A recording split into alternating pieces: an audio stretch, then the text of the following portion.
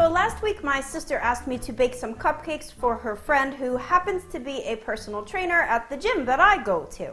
So of course I said yes, but it had to be my choice. Being that she's a personal trainer, we've got to keep her healthy, right? So my sister's first reaction when I said that I was going to make her spinach protein muffins, she was like, yeah, but I want it to taste good.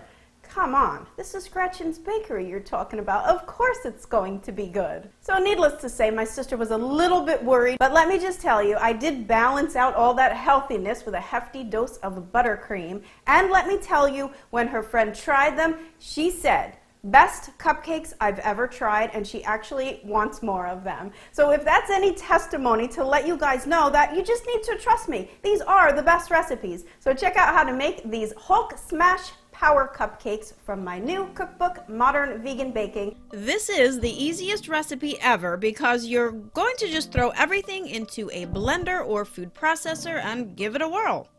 Whenever I'm making lower fat cupcakes or muffins like this one, I always spray the cupcake liners lightly before adding in the batter.